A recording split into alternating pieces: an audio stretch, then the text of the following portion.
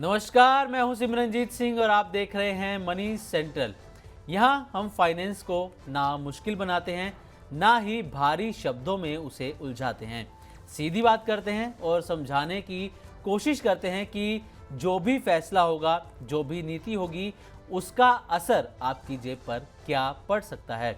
बस आज के शो में भी हम ऐसी ही कुछ खबरों पर बात करने वाले हैं जो सुनने में भले ही मामूली लगें, लेकिन आम आदमी के लिए काफ़ी बड़े मायने रखती हैं। कहीं टैक्स की बात है तो कहीं ईएमआई का दबाव है, कहीं आपकी सेविंग और इन्वेस्टमेंट से जुड़ा सवाल है।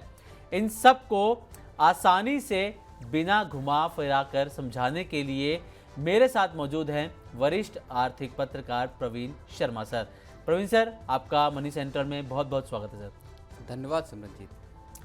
चलिए, तो आज की मनी सेंट्रल की शुरुआत होगी एक ऐसी खबर के साथ जो लगातार चर्चा में है। दरअसल हाल ही में सरकार ने वोडाफोन आइडिया को एजीआर रिलीफ दी है, लेकिन अब एयरटेल और टाटा ग्रुप की कुछ टेलीकॉम कंपनीज भी एजीआर राहत मांगने के लिए सरकार का दरवाज़ा खटखटाने की तैयारी में है। इस पर हम डिटेल में बातचीत करने वाले हैं।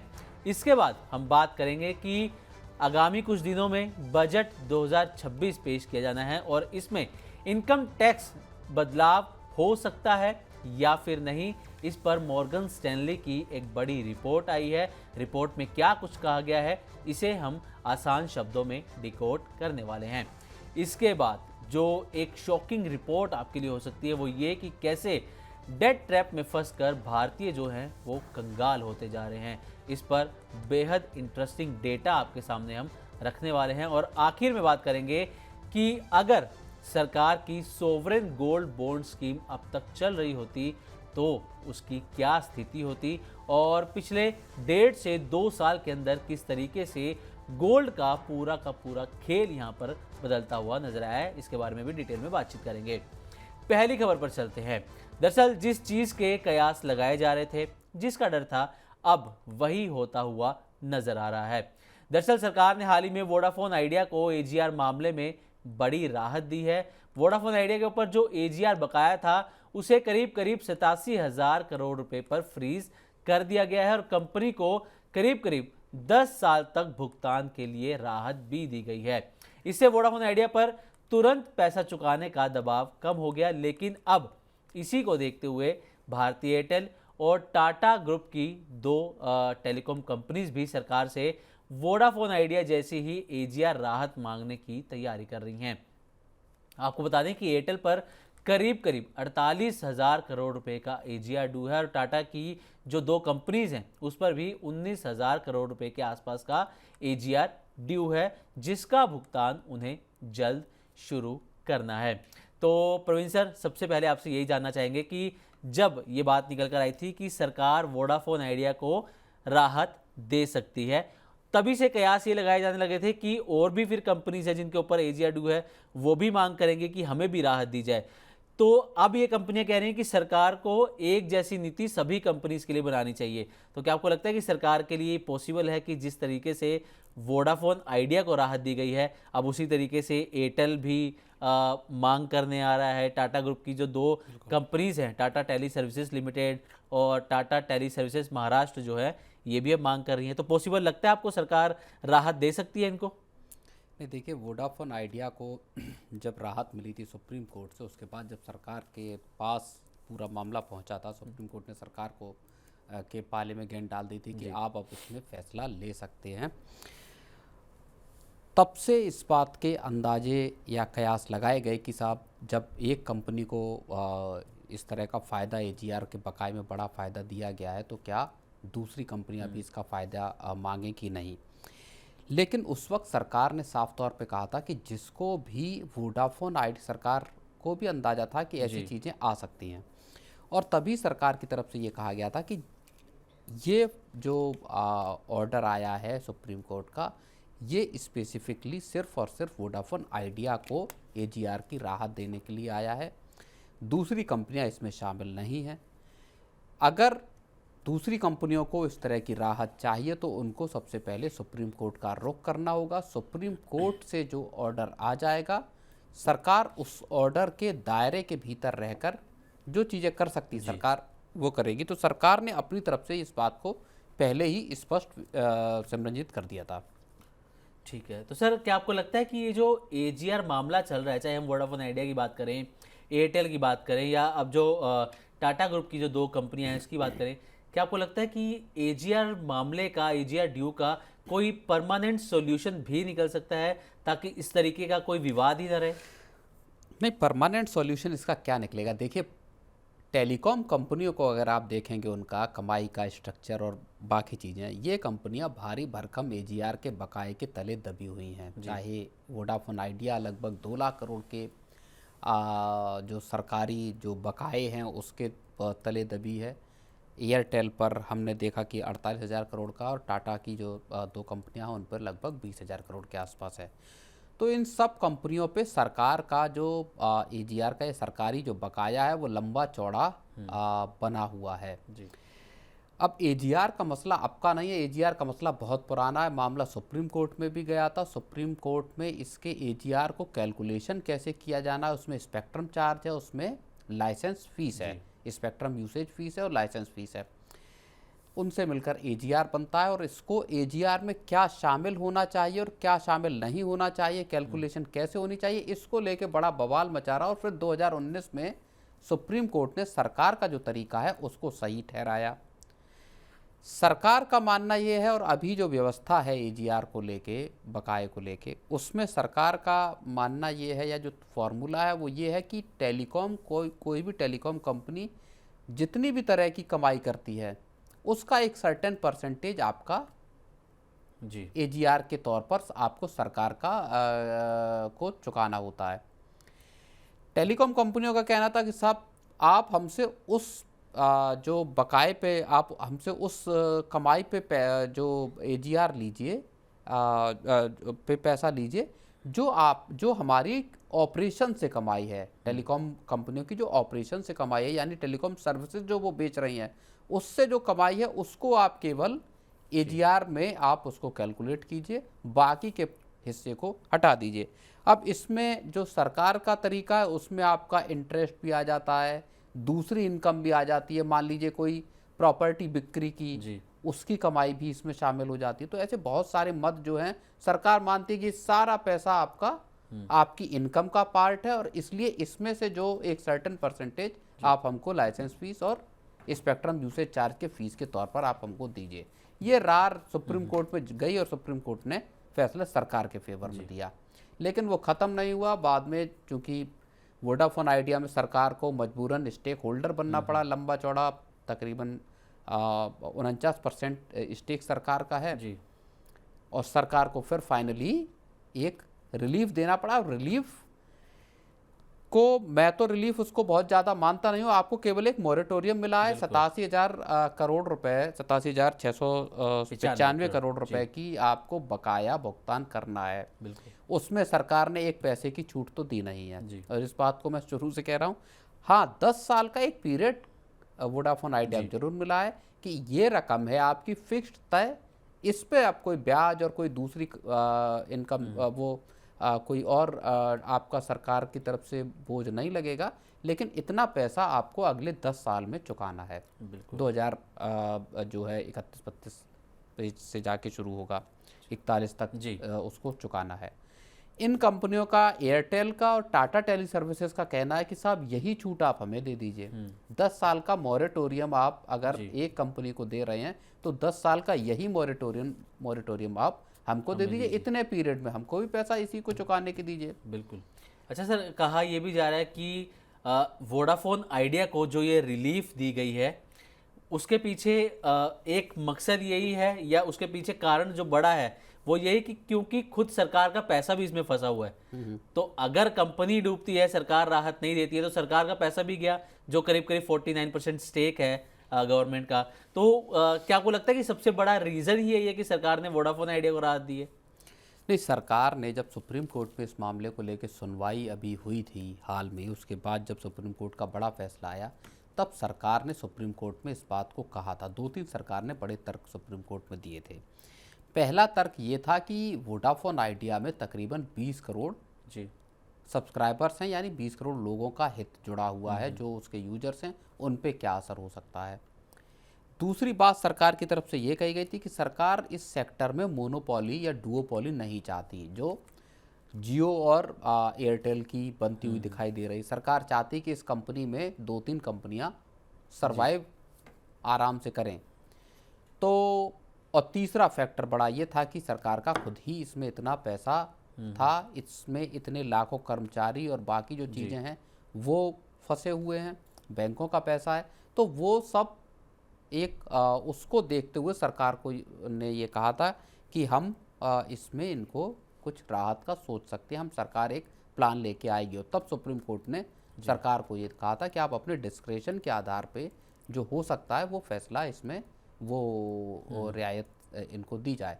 तो उसी डिस्क्रेशन का दरअसल फ़ायदा अब बाकी की कंपनी चाहते हैं। और हम लोगों ने ये बात पहले भी जब डिस्कस की थी तब ये बात कही थी कि एक बार इस तरह की अगर राहत सरकार किसी एक कंपनी को देगी तो ये पेंडोरा बॉक्स खुलने जैसा मामला है, जहाँ पे कि अब फिर बहुत सारी दूसरी कंपनियां आएंगी जो ये कहेंगी कि साहब आप एक कंपनी को राहत दी है तो आप हमको भी इसमें राहत दें। कोई भी कंपनी जो कर्ज से घिरी होगी, जो फंसी हुई होगी, वो फिर सरकार के पास या सुप्रीम कोर्ट के पास जाएगी। बिल्कुल। और वोडाफोन का जो आदेश है उसको नज़ीर बनाकर कहेगी कि साहब हमको भी बचाया जाए, सरकार बचाए। बिल्कुल। तो यहाँ लेकिन सरकार ने साफ तौर पे ये कह दिया था कि ये आदेश सिर्फ और सिर्फ वोडाफोन आइडिया के लिए, ये दूसरी कंपनियों पर लागू नहीं होगा। सरकार ये चाहती कि ये आदेश कोई नज़ीर न बने जिसको लेके बार बार दूसरी कंपनियां सुप्रीम कोर्ट के पास पहुंचे। ठीक है, मतलब अगर एयरटेल को जो टाटा ग्रुप की कंपनीज हैं इनको राहत चाहिए तो पहले सुप्रीम कोर्ट जाना होगा, वहां से जो भी इस पर फैसला होगा उसके बाद। नहीं, बिल्कुल सरकार के पास अगर इन्होंने अप्रोच किया है तो सरकार सीधे तौर पर राहत नहीं देगी, ये आप मतलब मैं कह सकता हूं कि ये एक तरह से पक्की बात है। सरकार जो कहेगी, सरकार ने पहले भी कहा था कि आप कोर्ट जाइए, कोर्ट से जो कोर्ट कह देगा, कोर्ट अगर आपको राहत देने के लिए कह देता है तो हम कोर्ट के जो आदेश है उसके दायरे में रहकर हम आपको दे देंगे। तो अब कोई बड़ी बात ऐसी नहीं होगी अगर ये कंपनियां सुप्रीम कोर्ट न जाएं। बिल्कुल, सुप्रीम कोर्ट दोनों कंपनियां जा सकती हैं और वहां से वोडाफोन आइडिया जैसा ही एक ऑर्डर लेकर आ सकती हैं। चलिए, तो नज़र बनी रहेगी इस खबर पर कि अब एयरटेल और टाटा ग्रुप की जो दो टेलीकॉम कंपनीज हैं वो इस मसले पर क्या करती हैं, क्या सुप्रीम कोर्ट का दरवाज़ा खटखटाती हैं या क्या उनकी आगे रणनीति रहती है, ये देखने वाली बात होगी। चलिए बढ़ते हैं अपनी अगली खबर की तरफ। दरअसल बजट 2026 में अब कुछ ही दिन बचे हैं और हमेशा की तरह बजट को लेकर लोगों की सबसे बड़ी दिलचस्पी इस बात पर है कि क्या इनकम टैक्स स्लैब या फिर रेट में फिर से कोई बड़ा बदलाव आएगा या फिर नहीं। तो इस पर मॉर्गन स्टैनली ने एक रिपोर्ट जारी की है और बताया है कि सरकार के पास टैक्स स्लैब या फिर रेट में बदलाव करने की कितनी संभावनाएं हैं और पिछले बजट में किए गए बदलाव से सरकार को कहां कितना नुकसान या फ़ायदा हुआ है। इस पर डिटेल में हम बातचीत करने वाले हैं। तो प्रवीण सर, सबसे पहले आपसे ये जानना चाहेंगे कि आपको क्या लगता है कि सरकार इनकम टैक्स स्लैब में, इनकम टैक्स रेट में कोई बदलाव की गुंजाइश आपको नज़र आ रही है? मॉर्गन स्टैनली की जो रिपोर्ट आई है वो क्या कहती है सर, इसके बारे में आपसे डिटेल में जानना चाहेंगे। नहीं, देखिए, डिमांड बड़े स्केल पे इस बात की इस साल उठ रही है बजट में सरकार के लिए कि आप पर्सनल जो इनकम टैक्स है उसमें जो 30% का जो स्लैब है उसकी लिमिट अभी जो 24 लाख है उसको बढ़ाकर कम से कम 30 या 40 लाख सरकार उसको लेकर जाए, क्योंकि 24 लाख की जो दायरा है वो बहुत छोटा दायरा है और बड़ी तादाद में लोग पहुंच जाते हैं, फिर वहाँ पे सबसे जो अधिकतम टैक्स है वो देना पड़ता है। तो एक तो बड़ी डिमांड सरकार से ये है कि साहब इस स्लैब को आप बढ़ाकर 30 लाख या 40 लाख पर लेके जाइए, जहाँ पे सबसे अधिक टैक्स लगे। दूसरी जो जहाँ तक सवाल इस बात का है कि क्या सरकार इस बार टैक्स में कोई छूट देगी, पिछली बार 12,75,000 रुपए तक की छूट दी थी। मुझे नहीं लगता कि सरकार इस बार टैक्स को लेके ऐसा कोई छूट देगी। और जो मॉर्गन स्टैनली की भी रिपोर्ट है वो इसी बात की ओर इशारा करती है कि सरकार के खजाने पे दरअसल एक बड़ा प्रेशर सिमरनजीत इस वक्त दिखाई दे रहा है, जो टैक्स कलेक्शन के फॉर्मेट में नज़र आ रहा है।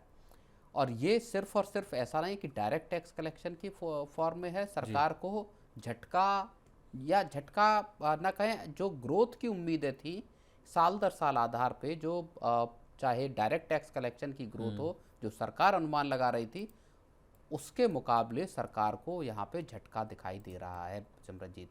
तो मुश्किल ये दिखाई दे रहा है कि सरकार ऐसे जब रेवेन्यू की जो उम्मीदें हैं वो कमतर हो रही हैं, तो वहाँ पे सरकार किसी तरह की टैक्स छूट दे पाएगी। तो सर मॉर्गन स्टैनली ने रिपोर्ट में ये भी जिक्र किया है कि जो टैक्स कटौती की गई इसका सीधा असर सरकार की जेब पर पड़ता हुआ साफ साफ ये नजर आया है। तो आपको क्या लगता है कि सरकार अब इसकी भरपाई किस तरीके से करेगी सर? नहीं, देखिए, सरकार को लेके अब जो अभी एक बड़ा जो एक्सपर्ट हैं उनका मानना ये है, और सरकार के जो पूर्व वित्त सचिव रहे हैं उनके साथ हमारा इंटरव्यू हुआ जिसमें जो इसी शनिवार को आने वाला जी, माना ये जा रहा है कि हो सकता है कि सरकार कॉरपोरेट टैक्स में कोई इजाफा कर सकती है।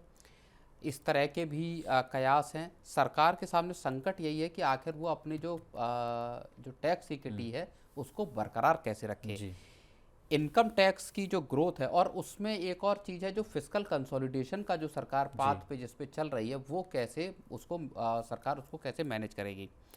2026 में इनकम टैक्स की जो ग्रोथ है वो लगभग 6-7% के आसपास रही है। जी, ये सरकार की जो उम्मीद थी अच्छी खासी ग्रोथ की, वहाँ से कमतर दिखाई दे रहा है। पिछले साल 13.5% के आसपास ग्रोथ थी। तो यहाँ पे सरकार को एक बड़ा झटका लग रहा है। सरकार को रेवेन्यू, या तो सरकार देखिए रेवेन्यू दूसरे तरीकों से बढ़ाए, जी, या फिर सरकार अपने खर्च कम करे, या दूसरे जो मद हैं, जो दूसरे इलाके लाइक जो कल्याणकारी स्कीम्स हैं गवर्नमेंट की, उसमें बजट कम करे, दूसरे जो विभाग हैं उनके एलोकेशन कम करे। तो वहाँ सरकार या तो कटौती करे या फिर किसी तरह के नए टैक्स और दूसरे तरीके से जुटाने की कोशिश करे। तो सरकार के सामने एक बड़ी दिक्कत है। मॉर्गन स्टैनली की रिपोर्ट में ये जरूर कहा गया है कि FY27 के लिए, यानी 2026-27 के लिए सरकार का जो फिस्कल डेफिसिट का जो टारगेट है जी, वो 4.2% का आ सकता है। सरकार उसको हासिल कर सकती है। और इसमें एक बड़ी वजह ये रहेगी, एक बड़ा फैक्टर जो योगदान देगा वो इस तरह से देगा कि जो डेट टू GDP रेशियो है वो लगभग 55% के आसपास जी, जो है वो बरकरार है। तो वहाँ पे ज़्यादा सरकार चूँकि कर्ज नहीं उठा रही, तो इसलिए सरकार को ये अपना फिस्कल डेफिसिट का टारगेट पाने में मदद मिलेगी। और सर मिडिल क्लास को क्या लगता है कि मिडिल क्लास को कहाँ किस मोर्चे पर कितनी राहत मिलने की उम्मीद है? क्या इसका भी कोई जिक्र किया है मॉर्गन स्टैनली ने अपनी रिपोर्ट में? नहीं, मिडिल क्लास को कोई राहत सरकार किस फॉर्म में देगी, मुझे लगता है थोड़ा सा मुश्किल है। इस बार बैलेंसिंग एक्ट सरकार को करना होगा। पिछले साल एक बड़ी राहत दी थी। सरकार के ऊपर एक बर्डन अभी नया आने वाला है, वो है 8वें वेतन आयोग का, जिसके लिए सरकार को प्रोविजन करना पड़ सकता है इस बजट में। जैसा पिछली बार कहा गया था कि इसका जो बोझ है वो अगले फिस्कल ईयर से दिखाई देगा। अच्छा खासा वजन सरकार के खजाने पर पड़ने वाला है, तो वहाँ सरकार को उस चीज़ को भी अपने को फैक्टर इन यहाँ पे बजट में करना होगा। मॉर्गन स्टैनली की रिपोर्ट में एक बहुत बड़ी बात इस चीज़ को लेके कही गई है कि मार्केट्स जो है वो बजट के को लेके थोड़ा सा स्केप्टिकल, थोड़ा सा कंफ्यूज अभी दिखाई दे रहे हैं, और ये कंफ्यूजन दिखाई दे सकता है। मार्केट्स को कुछ सुधारों की दरअसल इस बजट से उम्मीद है। ओके, पिछले साल यानी 2025 की शुरुआत से अब तक लगभग $21 बिलियन की निकासी जो है वो FIIs मार्केट से कर चुके हैं। तो ऐसे में जो कुछ बड़े रिफॉर्म शेयर मार्केट से जुड़े हुए अगर सरकार करती है, तो ये जो आउटफ्लो का एक ट्रेंड दिखाई दे रहा है पिछले एक साल सवा साल से, वो ट्रेंड फिर पलटने में सरकार को मदद मिलेगी। चलिए, तो फिर नज़र रहेगी बजट 2026 में कि सरकार किस तरीके के ऐलान करती है, क्या कुछ फैसले लेती है, और मॉर्गन स्टैनली की जो रिपोर्ट है वो कितनी सही उसमें साबित होती है। तो चलिए अब बढ़ते हैं अपनी अगली खबर की तरफ। ये खबर आपके लिए बड़ी खबर हो सकती है कि किस तरीके से भारतीय लोग जो हैं, जो भारतीय हैं, वो डेट ट्रैप में यानी कि कर्ज के जाल में फंसते जा रहे हैं। तो भारत में बाय नाउ पे लेटर, तुरंत लोन ऐप्स और पर्सनल लोन जैसी जो सुविधाएं मिल रही हैं वो लोगों को जो जल्दी पैसा देती हैं, किस तरीके से इससे कई लोग कर्ज के जाल में फंसते जा रहे हैं। ई रेजोल्यूशन कंसल्टेंसी के एक एक्सपर्ट पैनल ने एक सर्वे किया है और बड़ा इंटरेस्टिंग सर्वे है, इंटरेस्टिंग नंबर्स इसमें सामने आए हैं। सर्वे के अनुसार जो 85% कर्जदार हैं वो अपनी मंथली सैलरी का 40% से ज़्यादा हिस्सा ईएमआईज़ में खर्च कर रहे हैं, जिससे उनके जो भी डेली रूटीन के जो एक्सपेंसेस हैं वो भी निकालना मुश्किल हो रहा है, जैसे कि राशन का खर्चा हो गया, बिजली का बिल हो गया, एजुकेशन हो गई बच्चों की, हेल्थ केयर का खर्चा हो गया, ये सब पर खर्चा कर पाना बेहद मुश्किल हो रहा है। और जिन लोगों की इनकम 35,000 रुपये से 65,000 रुपये मंथली है, उन्हें 28,000 रुपये से लेकर 52,000 रुपये तक हर महीने सिर्फ कर्ज चुकाने के लिए ही निकालने पड़ रहे हैं। और इससे अंदाज़ा लगाया जा सकता है कि किस तरीके से जो भारतीय हैं वो कर्ज के जाल में फंसते जा रहे हैं। इसके अलावा एक और इंटरेस्टिंग डेटा है जिसका जिक्र यहाँ पर करना ज़रूरी है। गोल्ड लोन में अगर हम देखें तो नवंबर 2025 तक गोल्ड लोन में उसके पिछले साल की तुलना में, यानी कि नवंबर 2024 से लेकर देखें तो 125% की ज़बरदस्त बढ़ोतरी गोल्ड लोन के अंदर देखने को मिली है, 125% की। और 2024 में ये जो बढ़ोतरी थी वो 77% के आसपास देखी गई थी। तो प्रवीण सर, जैसा कि नंबर्स ये सामने आ रहे हैं कि जो भारतीय हैं डेट ट्रैप में फंसते जा रहे हैं, स्थिति खतरनाक यहाँ पर ये लग रही है, इसका नतीजा क्या हो सकता है सर? ये आपसे जानना चाहेंगे कि जिस तरीके से सर्वे में आया है कि 85% जो कर्जदार हैं वो अपना 40% हिस्सा तो ईएमआई में ही पे कर रहे हैं। तो सर ये तो मतलब मुझे लगता है कि घर चलाना ही मुश्किल है, सीधे शब्दों में कहें तो क्या नतीजा इसका आने वाले टाइम में देखने को मिल सकता है?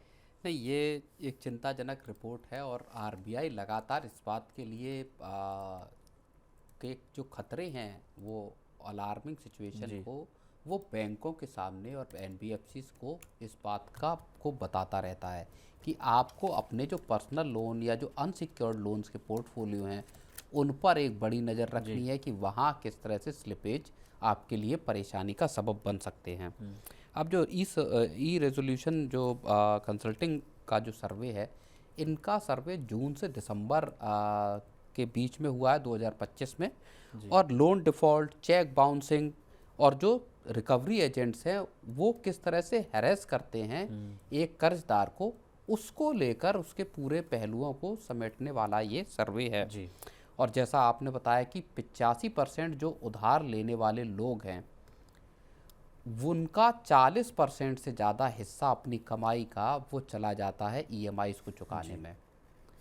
अब इसमें एक बड़ा फैक्टर, एक बहुत तेज़ी से बढ़ता हुआ जो कंज्यूमरिज्म है, जो उपभोक्तावाद है, बाय नाउ पे लेटर का है, क्रेडिट कार्ड से के जरिए पैसा खर्च करने का है, या पर्सनल लोन लेने का है, इनका एक बड़ा रोल यहाँ पे नज़र आता है।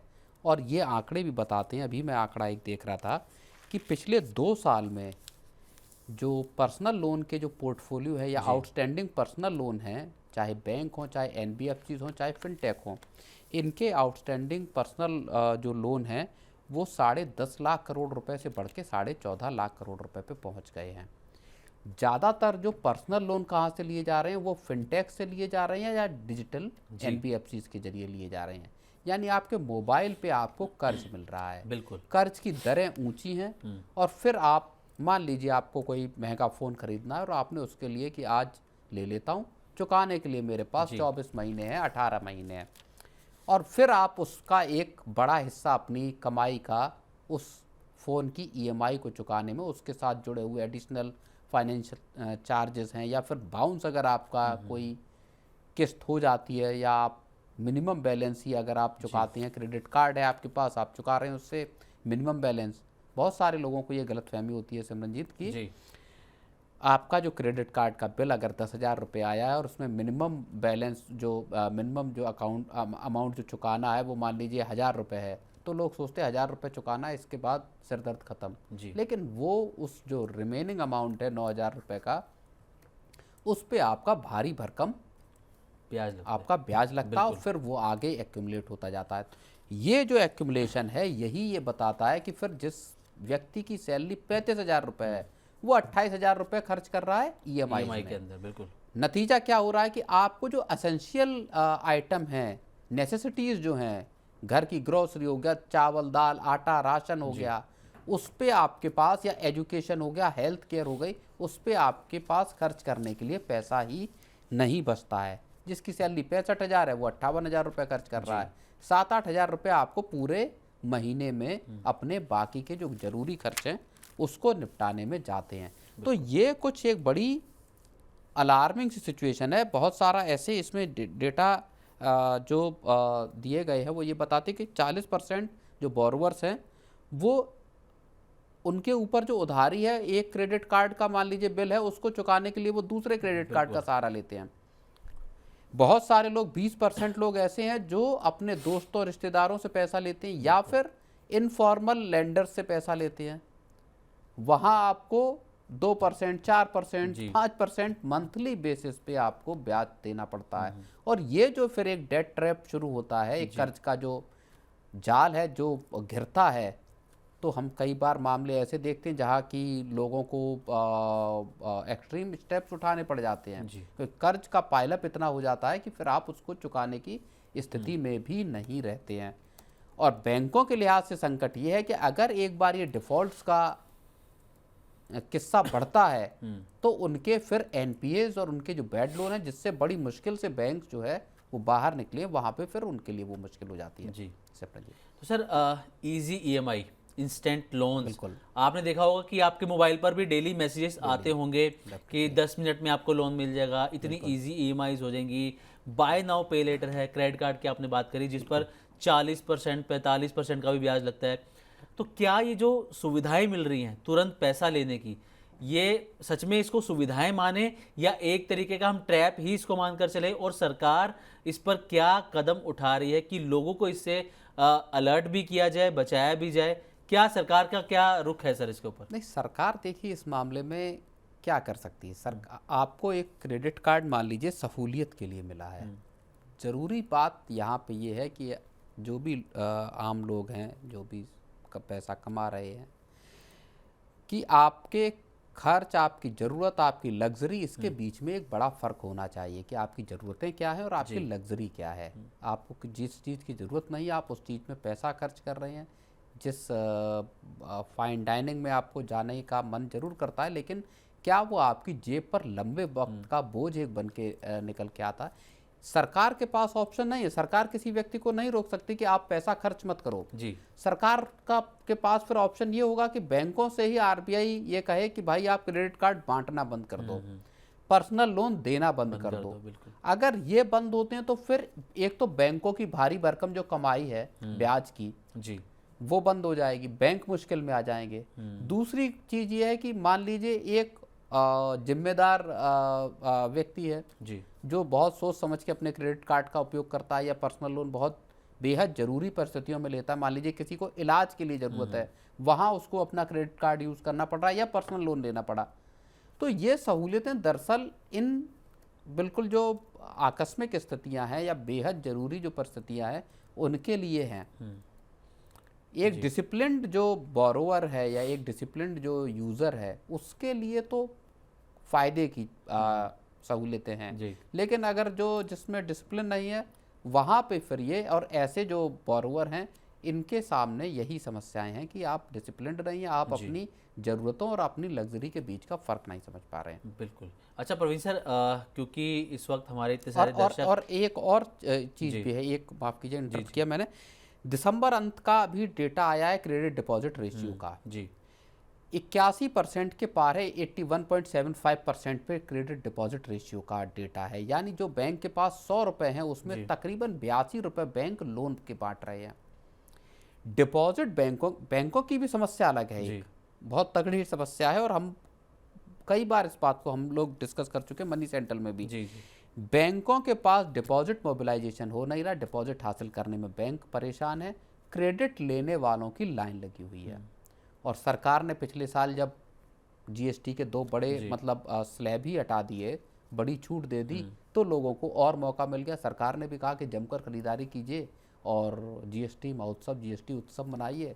तो लोगों ने भी अंधाधुंध, अगर आप उस पीरियड के 22 सितंबर से लेके और जी। दिसंबर अंत तक के या फेस्टिव सीजन के बिल्कुल। अगर आप डेटा देखें, चाहे कार सेल्स के देख लीजिए, चाहे इलेक्ट्रॉनिक आइटमों के बिल्कुल। देख लीजिए, वाइट गुड्स के देख लीजिए, नंबर्स जो है, या आप शादियों की खरीदारी को देख लीजिए, जी। तकरीबन अगर मैं सही याद कर रहा हूँ तो 5.5 लाख करोड़ रुपए बिल्कुल। 45 दिन का कारोबार पूरा शादियों जो का हुआ था। जो है वो जी। खर्चा कारोबार है। जी बिल्कुल। तो लोगों के बजट दरअसल बिगड़ गए एक वजह से, इस वजह से भी क्योंकि महंगाई भी बहुत सारी चीज़ों की बहुत ऊपर रही है। जी। अच्छा प्रवीण सर, एक चीज़ मैं आपसे जानना चाहूँगा कि हमारे दर्शक इतने सारे देख रहे हैं कि अगर कोई भी लोन ले रहा है किसी तरीके का, मान लीजिए मैसेज आ गया कि इंस्टेंट लोन मिल जाएगा आपको, कोई लोन ले रहा है, ईएमआई बनवा रहा है, तो ईएमआई बनवाने से पहले उसको क्या ऐसे 2-3 सवाल हैं जो उसे अपने आप से पूछना चाहिए कि सच में उसे इसकी ज़रूरत है भी कि नहीं है? क्या वो आपको लगता है कि ये 2-3 चीज़ें होनी चाहिए जो पहले देखनी चाहिए ताकि हमारे दर्शकों को भी ये चीज़ पता रहे अगर वो लोन लेने जा रहे हैं, ईएमआई अपनी बनवाने जा रहे हैं तो? नहीं, देखिए, सबसे पहली और सबसे बड़ी चीज़, जी। और जो मैं बार बार बोलता हूँ, इम्पल्सिव बाइंग से बचने की ज़रूरत है। इम्पल्सिव बाइंग मतलब आपको कोई प्रोडक्ट, किसी चीज़ का ऐड आया, किसी चीज़ पर आपको डील दिखी। बहुत डील्स आजकल आपको जो ऐप उठाकर देख लीजिए, बोले कि 100 की चीज़ है, आपको 25 रुपये में मिल रही है, और वो आप साल भर बाद भी देखेंगे तब भी वो 100 की चीज़ 25 रुपये या 30 रुपये के आसपास दिखाई देगी आपको। वो डील चलती ही रहती है। लोग उस भ्रम में आ जाते हैं कि साहब चीज़ थी 2500 रुपये की, मुझको मिली है सिर्फ 500 में, बिल्कुल। जबकि उसकी एक्चुअल कॉस्ट ही 500 रुपये या रुपये है। 450 रुपये है। टैग देखकर कीमत का अंदाज़ा मत लगाइए कि ये जो टैग है और इस पे मुझको 70% का डिस्काउंट है और अब आपको 30 रुपये की मिल रही है 100 रुपये की चीज़। सो पहली चीज़, बहुत सतर्कता बरतिए, 2 बार सोचिए, 4 बार सोचिए कि जिस चीज़ को आप खरीदने जा रहे हैं क्या वो आपके लिए वाकई ज़रूरी है, क्या इतना डिस्काउंट या इतना उस पे इतना बड़ा ऑफर है जी। कि उसको ले ही लेना चाहिए। अगर आप ये एक प्राइमरी क्वेश्चन को ही समझ लेंगे, उसको ले लेंगे, दिमाग में बिठा लेंगे, तो शायद आप बच जाएंगे। दूसरी बड़ी चीज़ ये है कि अगर आप मान लीजिए आपको लगता है कि हाँ ये मुझे मोबाइल लेना है, ज़रूरी है, और अब आपका इस के ऊपर एक कर्ज हुआ, आपके पास क्रेडिट कार्ड है, आपने उसकी ईएमआई बनवा ली, तो फिर आपको उसमें डिसिप्लिन की ज़रूरत है। बिल्कुल। फिर आप तब तक अगले कुछ महीने तक कोई ऐसा प्रोडक्ट न लें जो एक एडिशनल ईएमआई आपके ऊपर हो, और जो आपका फ़ोन की ईएमआई शुरू हुई है, पहली कोशिश ये कीजिए कि वो उसका उस ड्यूरेशन में उसको चुका दीजिए, जिससे कि उस पर अतिरिक्त आपको ब्याज, पेनल्टी, सरचार्ज और जितने तरीके, कभी आप अगर क्रेडिट कार्ड का बिल उठा के देखेंगे तो उसमें दुनिया भर के चार्ज होते हैं जो एक्चुअल में लोगों को पढ़ना भी नहीं आता कि उसके क्या क्या चार्जेस ऐड ऑन कर रखे हैं। एग्जैक्टली। जी। जीएसटी लग रहा है आप पे, आपकी जो किस्त छूट गई है, जो आपका एडिशनल वो है, उस पे फाइनेंशियल चार्ज हैं, उस पे जीएसटी है। आपको लगता तो है कि ईएमआई हो गई और सस्ता है, बट असल में वो आपकी जेब पर कहीं ज़्यादा बड़ा बोझ बनकर सामने आता है। बिल्कुल ठीक है सर। चलिए, तो अब वक्त हो गया है अपनी अगली खबर की तरफ रुख करने का। दरअसल हम ऐसी स्कीम के बारे में बात करने वाले हैं जिसकी शुरुआत तो सरकार ने अच्छे से की, लेकिन उसका बोझ सरकार के ऊपर इतना पड़ता चला गया कि सरकार को खुद ही उस स्कीम को बंद करना पड़ा। दरअसल फिजिकल गोल्ड में निवेश कम हो, इसी उद्देश्य से 2015 में सोवरेन गोल्ड बॉन्ड यानी कि एसजीबी की शुरुआत की गई थी। ये स्कीम कुछ ही सालों में काफ़ी पॉपुलर हो गई, और स्कीम इतनी पॉपुलर हो गई कि ये धीरे धीरे सरकारी खजाने पर ही बोझ बनती जा रही थी, जिसके बाद सरकार ने इससे पीछा छुड़ाने का मन बना लिया। सोवरेन गोल्ड बॉन्ड की जो आखिरी किस्त है वो फरवरी 2024 में जारी की गई थी। उस समय सोने का भाव 6,263 रुपये प्रति ग्राम था। फरवरी 2025 के बजट के बाद केंद्रीय वित्त मंत्री निर्मला सीतारमण ने बताया कि एसजीबी की नई किस्त अब जारी नहीं की जाएगी। हालांकि जो पुराने सब्सक्रिप्शंस हैं वो जारी रहेंगे। ऐसे में सवाल यह है कि अगर सरकार इस स्कीम को बंद नहीं करती तो आज क्या होता। 1-2 साल में किस तरीके से गोल्ड का जो पूरा खेल है वो बदल गया है, इस पर हम प्रवीण सर से बातचीत करने वाले हैं। तो प्रवीण सर, पहले आपसे यही जानना चाहते हैं कि अगर एसजीबी आज भी चल रही होती और पिछले 1.5 से 2 साल में हमने जिस तरीके से गोल्ड के रेट बढ़ते हुए देख रहे हैं हम, तो आपको क्या लगता है कि ये स्कीम सर कहाँ पर होती और सरकार की स्थिति क्या होती इस स्कीम के बाद? ये देखिए, एसजीबी स्कीम अगर फरवरी 2024 में जब सरकार ने इनफॉर्मली इसको लास्ट बार जारी करने के बाद से कोई किस्त इसकी जारी नहीं की, परचेज करने के लिए आपको कोई विंडो नहीं खोली, पहले साल में 2-3 दफ़े इसकी विंडो खुला करती थी, सरकार अनाउंस करती थी, एसजीबी का आरबीआई बेसिकली इसको लेकर आया था। तो खैर इस स्कीम में अगर सरकार इसको कंटिन्यू करती या दोबारा सरकार इसको शुरू करती है तो इसमें 2 कम से कम बड़े काम सरकार को करने होंगे या आरबीआई को करने होंगे। पहली सरकार की जो गलती थी यहाँ पे इस स्कीम में, वो थी 2.5% का ब्याज, जो पहले 2.25% था, फिर बाद में घटा के 2.5% किया गया, 2015 में स्टार्ट की गई थी। पहली सरकार को इस पे जो विराम लगाना पड़ेगा वो साहब 2.5% का जो ब्याज देने का ऑफर सरकार ने किया। अब जो एग्जिस्टिंग चल रही हैं किस्तें, उन पे तो सरकार को देना ही पड़ेगा, क्योंकि वो सरकार ने एक तरह से सोवरेन गारंटी उस पर दी हुई है। तो 2.5% का एक तो इंटरेस्ट वो ओवर एंड अबव ऑफ आपका जो एग्जिस्टिंग जो गोल्ड का प्राइस है उसके है। तो एक तो ये 2.5% का ब्याज सरकार की जेब पे भारी पड़ गया। दूसरी चीज जो मुझे लगता है, अब अगर सरकार गोल्ड की एसजीबी लेकर आती है, स्कीम लेकर आती है, तो सरकार जितने ग्राम का मान लीजिए गोल्ड का सब्सक्रिप्शन आपको दे रही है परचेज करने का, आप मान लीजिए 10,000 रुपये गोल्ड में सरकार के पास लगा रहे हैं, सरकार उतने ही कीमत का गोल्ड अपने पास खरीद कर रखेगी। ठीक वैसे ही जैसे ईटीएफ में होता है। तो एक तरह से एसजीबी ईटीएफ की शक्ल ले लेगा बेसिकली, लेकिन उसकी मैच्योरिटी हो सकता बाद की हो। लेकिन अब अगर ईटीएफ की शक्ल लेकर या सरकार को अपने पास गोल्ड खरीदना है, तो ये वो पर्पस को सॉल्व नहीं करेगा जिस पर्पस से सरकार असल में इस स्कीम को और एक और स्कीम जो गोल्ड मोनेटाइजेशन स्कीम थी उसको सरकार लेकर आई थी। सरकार का मकसद ये था इस स्कीम को लेकर आने का कि लोग फिजिकल गोल्ड खरीदना बंद करें, लोग पेपर फॉर्म में गोल्ड को खरीदें, हम आपको ब्याज भी देंगे और हम आपको जो गोल्ड की कीमत होगी उसके इक्विवेलेंट का हम प्राइस आपको रिडेम्पशन के टाइम पे यहाँ पे देंगे। तो लोग तो इस स्कीम में माला माल हो गए, बहुत सारे लोगों को अंदाजा भी नहीं होगा कि गोल्ड इस तरह से यहाँ से कहाँ पहुँचेगा।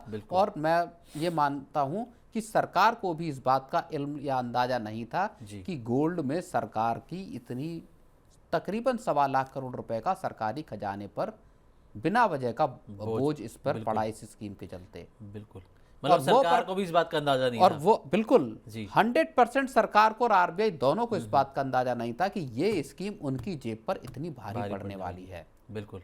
तो सर, क्या आपको लगता है कि सरकार क्योंकि और इससे वो पर्पस भी सॉल्व नहीं हुआ जो सरकार लेकर, जो इंटेंडेड पर्पस एक था, एक ऑब्जेक्टिव जो था सरकार का कि साहब लोग गोल्ड खरीदना बंद कर दें, गोल्ड का इंपोर्ट देश में कम हो, ये दोनों काम नहीं हुए। बिल्कुल।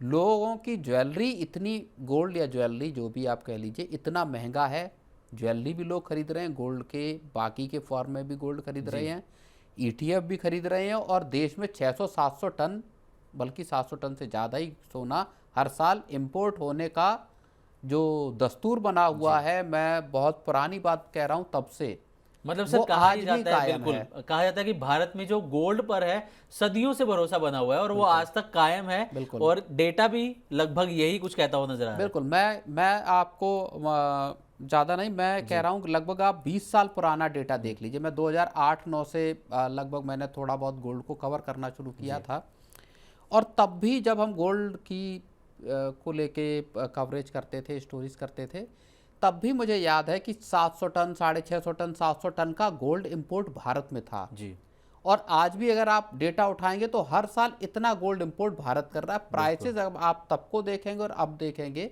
तो प्राइसेस कहाँ के कहाँ पहुँच गए। लगभग 2010 में अगर मैं ठीक से बता रहा हूँ तो तकरीबन 16-17 हज़ार रुपये तोले यानी पर 10 ग्राम का गोल्ड था, और आज सर करीब करीब 1,40,000 रुपए के आसपास गोल्ड पहुंच आप अब 14-15 हज़ार रुपए में 1 ग्राम आ रहा है। 1 ग्राम आ रहा है। तब बिल्कुल। अगर आप 2007-8 में देखेंगे तो 14-15 हज़ार रुपए में 10 ग्राम आ रहा 10 था, ग्राम अब 1 ग्राम आ रहा है। तो यानी ग्राम आ रहा है, 10 गुना प्राइस जी आपका तब से अब तक 2007-8 से लेके अब तक बढ़ चुका बढ़ है चुका है, गोल्ड का। बिल्कुल। तो सर एसजीबी तो सरकार ने बंद कर दी, तो अगर कोई निवेशक पैसा लगाना चाह रहा है गोल्ड में, डिजिटल फॉर्म में लगाना चाह रहा है, वो चाह रहा है कि मैं फिजिकल गोल्ड में पैसा ना लगाऊं, क्योंकि उसको रखना भी एक बड़ा ही कंसर्न है कि कहाँ किस तरीके से सेफ्टी से रखा जाए, तो आपको क्या लगता है कि क्या सेफ ऑप्शंस हो सकते हैं गोल्ड में पैसा लगाने के? गोल्ड के फिलहाल तो सबसे सही जो तरीका है, जो डिजिटल तरीका है, उसमें सरकार जो डिजिटल गोल्ड है उसको लेके तो सेबी ने ही बड़ा कंसर्न जारी किया कि साहब ये रेगुलेटेड नहीं है।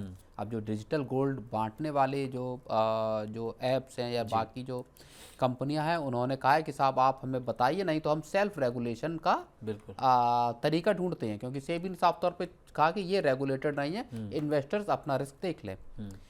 फिर वहाँ ऑप्शन अगर आप डिजिटली उसमें देखेंगे तो फिर सबसे ठीक ऑप्शन जो समझ में आता है वो फिर गोल्ड ETF दिखाई देते हैं, जहाँ पे कि आपके पास एक आप मार्केट आवर्स में कभी भी उसको ट्रेड कर सकते हैं, खरीद सकते हैं, खरीद फरोख्त तो उसकी कुछ भी कर सकते हैं, और जितने अमाउंट का आप गोल्ड का पैसा लगा रहे हैं उतने अमाउंट का आपका गोल्ड वहाँ पे वॉल्ट में स्टोर किया जा रहा है, खरीदा जा रहा है। तो ये आपके पास एक ऐसा ऑप्शन है जहाँ पे कि आप एश्योर हो सकते हैं, आपका पैसा एक तरह से सेफ माना जा सकता है। वॉलेटिलिटी अलग बात है कि जो अब गोल्ड के दाम ही क्रैश कर जाए तो फिर आपको वो जो लॉस है वो बेयर करना होगा। बिल्कुल।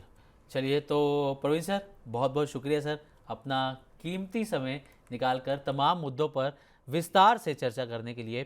तो आज के मनी सेंट्रल में बस इतना ही।